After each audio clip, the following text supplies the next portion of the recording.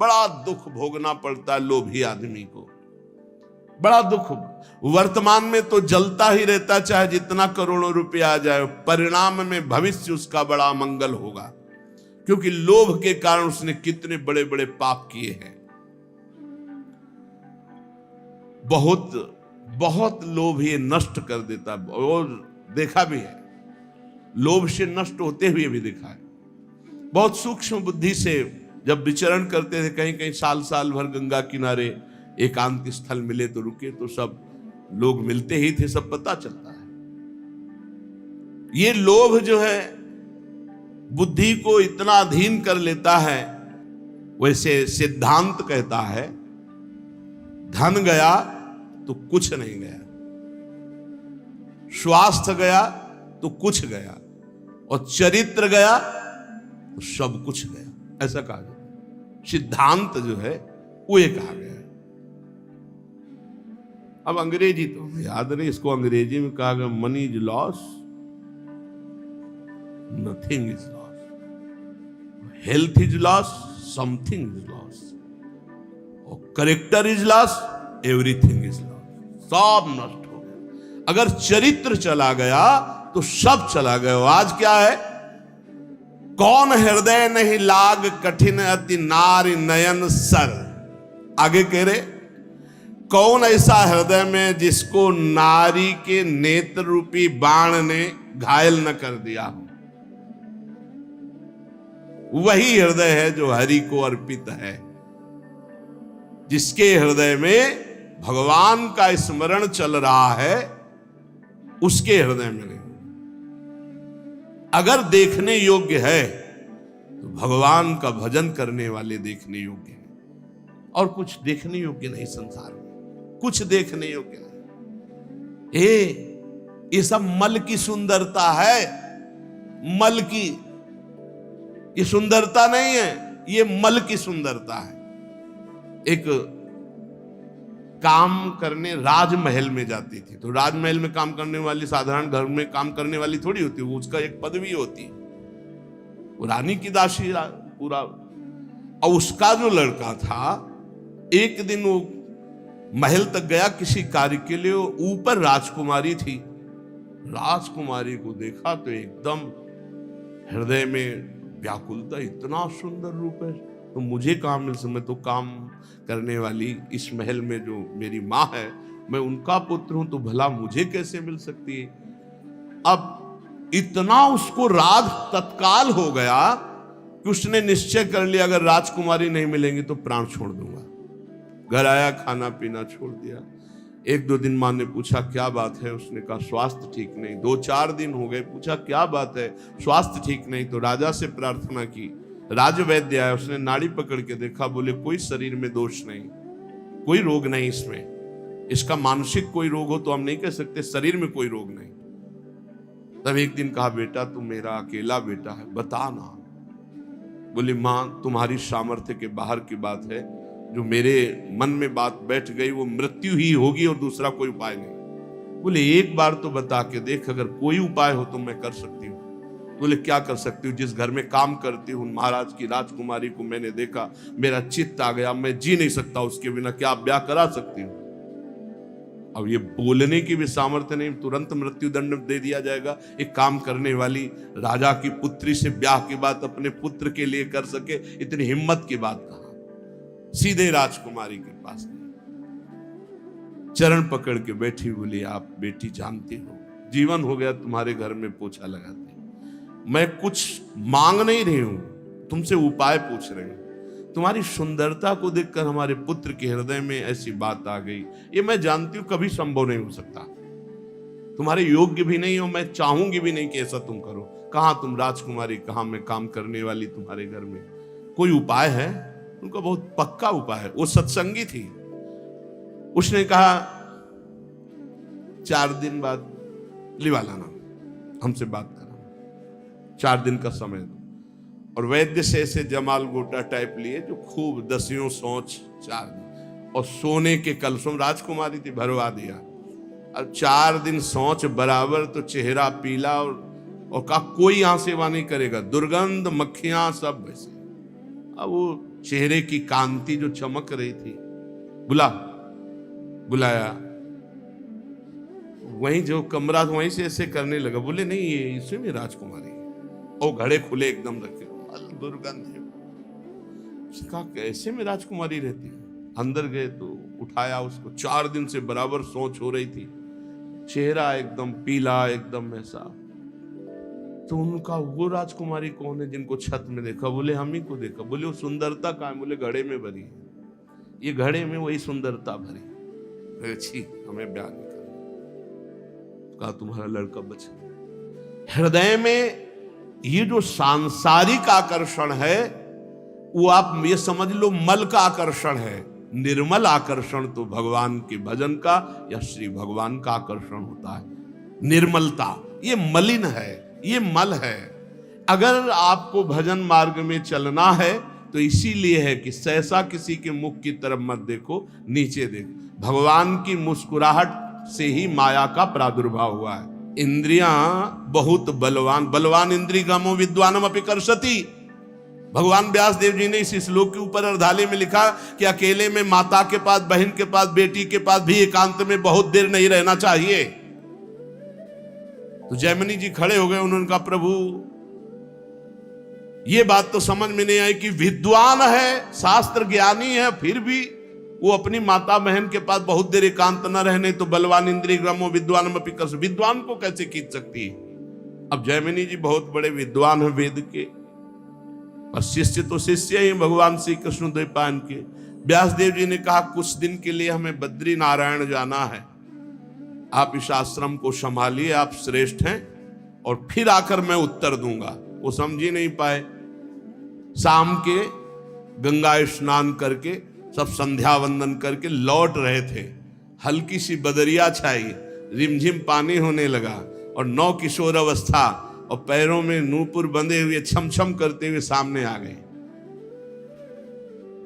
चरणों को देखा, इतने सुंदर श्याम वर्ण चरण। श्री कृष्ण द्वैपायन भगवान व्यास देव जी भी श्याम वर्ण के ही है।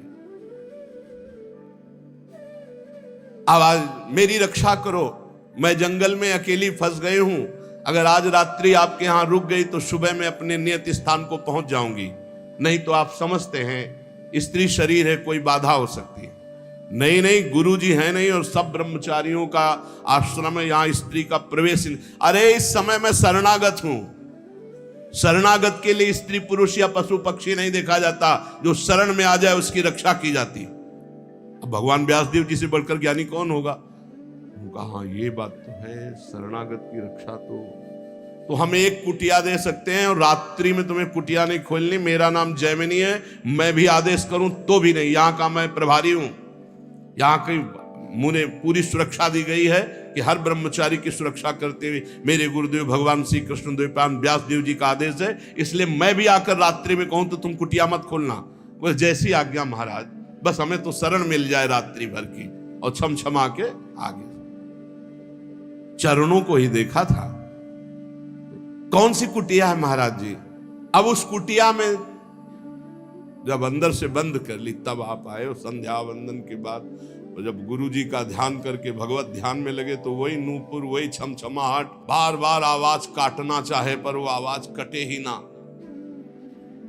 बोले बाद में ध्यान करेंगे, पहले पूछते हैं कि तुम आई कहां से हो रात्रि में? अभी तक तो पूछा ही नहीं। नाम क्या है तुम्हारा, और तुम यहां फंस कैसे गई जंगल में? अब जो है वो दूसरी बात हो गई।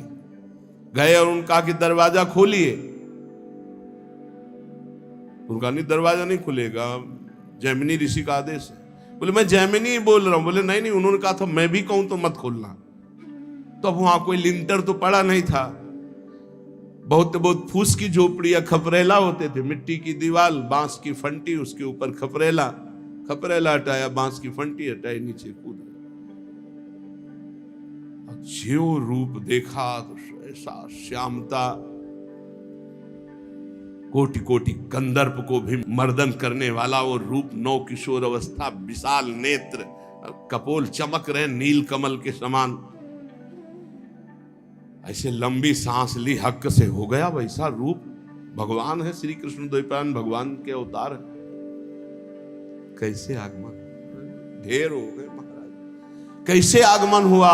ढेर का मतलब सब इंद्रियां, मन, बुद्धि सब आसक्त हो गई उसी में। हम बहुत ज्यादा तो प्रश्न नहीं करेंगे, बस एक ही प्रश्न करेंगे, अब सब भूल गए। क्या तुम मुझे वरण कर सकती हो? आप जैसा ऋषि बोले तो प्राण अर्पित है महाराज। पर हमारे पूर्वजों में एक प्रथा चली आ रही कि आप जहां स्नान करने जाते हैं ना, वहां एक कालिका का मंदिर है।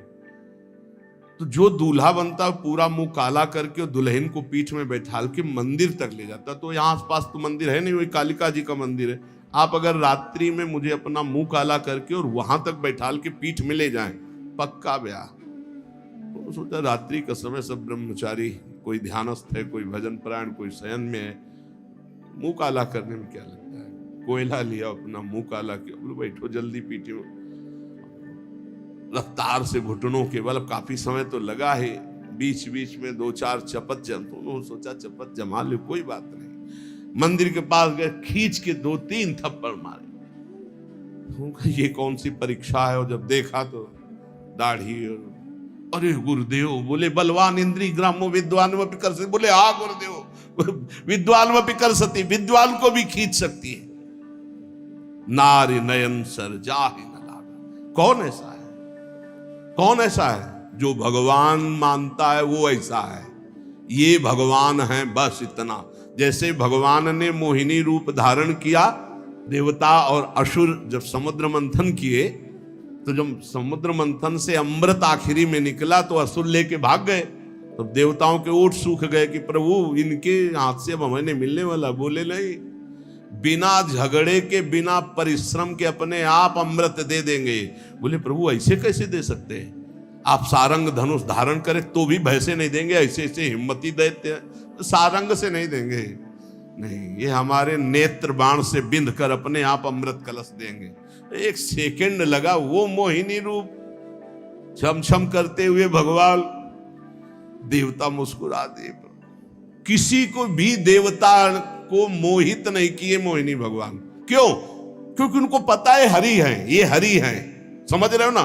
एक भी देवता लुभायमान नहीं हुआ, क्योंकि पता है हरि है। और दैत्यों की तरफ जे ही गए,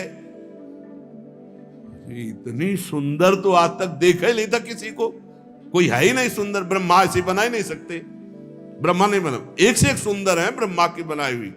ब्रह्मलोक में ऐसी अप्सरा कि तिल भर देख ले तो मुनिजन मूर्छित हो जाती, तिलोत्तमा आदि। और स्वर्ग में तो भीड़ लगी हुई अप्सराओं की। भगवान को देख करके अमृत कलश हाथ में भूल गए। तब कहा देखो भाइयों, आपस में लड़ने की जरूरत नहीं, अमृत कलश सुंदरी को दे देते हैं और ये जिनको जिनको पिलाएंगे हम राजी। भगवान ने कहा तो हमको क्या समझते हो? अरे हम छलिया हैं, हम किसी की नहीं होती। अरे बोले तुम कुछ भी, और इतना कह के ना कि हम छलिया हैं किसी की नहीं, तो ऐसा मुस्कुरा दिया, तिरछी कटाक्ष मारी, मानो ये ले अमृत कलश। बूंद नहीं पिलाया दैत्य को, सब देवताओं को पिला। लेकिन एक भी देवता मोहिनी भगवान से मोहित हुआ हो तो हमें बताना। क्यों? क्योंकि मेरे भगवान है जो हर स्त्री में भगवत भाव करता है, पवित्र भाव मेरे गोविंद इन रूपों में है। उसके हृदय को कभी भी कोई भी सुंदरता नहीं भेद सकती, क्योंकि सुंदरता के समुद्र भगवान, सुंदरता की सीमा हमारी प्यारी जी। श्रीपाद प्रबोधानंद जी ने वृंदावन महिमामृत में लिखा कि स्वयं मोहिनी अवतार भगवान भी राधा दासी उपासक के हृदय को मोहित नहीं कर सकते। ऐसा सौंदर्य त्रिभुवन में तो है ही नहीं। जिनकी दासियों की सुंदरता को देखकर सुंदरता की समुद्र लक्ष्मी जी आश्चर्यचकित हो जाए, वो श्री किशोरी जो है। लक्ष्मी कोटि विलक्ष लक्षण लसल लीला किशोरी सतई राराध्यम ब्रज मंडलेति मधुरम राधाभिधानम परम। तो बोले कौन हृदय नहीं लाग कठिन अति नानी नयन सर, लोचन जुत नहीं अंध भयो श्री पाई कौन नर। कौन ऐसा पृथ्वी में है जिसके रुपया बढ़ गया हो और अंधा ना हो गया हो, नेत्र होते हुए भी अंधा, जिसके खूब रुपया बढ़ गया हो, कुछ नहीं दिखाई देता, मनमानी खान पान आचरण व्यभिचार जुआ मदिरा न जाने कितने दोष बढ़ जाते हैं। कौन है ऐसा जिसके धन बढ़ा हो और नेत्र काम कर रहे हों? बोले भगवान का दास।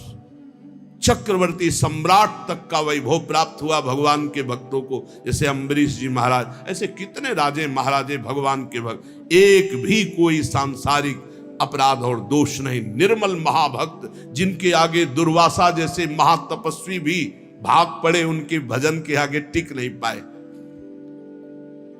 लोचन जुत नहीं अंध भयो, श्री पाई कौन नर, धन मदांध कर देता है।